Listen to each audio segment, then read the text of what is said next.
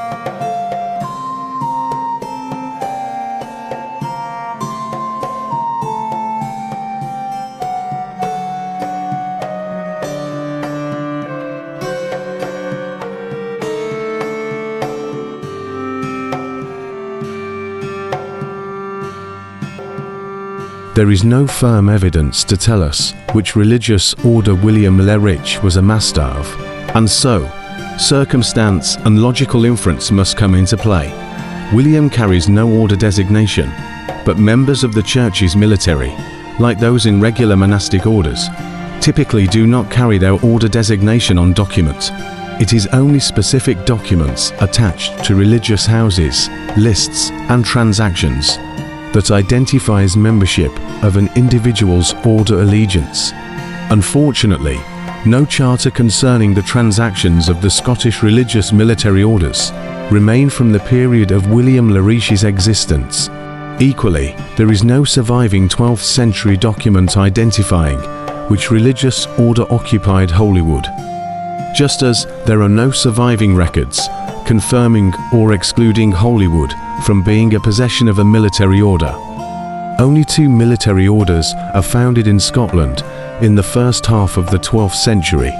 Foremost were the Knights Templar, established in Midlothian.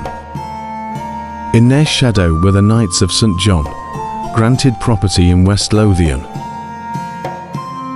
In 1128, Hugh de Payens, Grand Master of the Knights Templar, visited Scotland to raise money, men, and support for the Templar cause in the east, and Midlothian became the epicenter of early Templar holdings. William le Rich's origins are in Midlothian. His father, Robert, donated his Midlothian barony awarded by King David in 1124 to an unknown beneficiary sometime around 1130, leaving his sons, William and Roger, to become ordained into the church. Testimony confirms King David surrounded himself with Templars night and day, as moral guardians before his death in 1153. Thus, it is expected Templars would appear on royal charter as witnesses. William, along with his brother Roger Masculus, fulfill this role, acting as witness to several royal charters. With William's origins in Midlothian and his confirmed presence in the king's entourage, the logical inference is William was ordained into the Templars, rather than the Knights of St. John, and nothing in William's legend precludes his participation within the Templar order.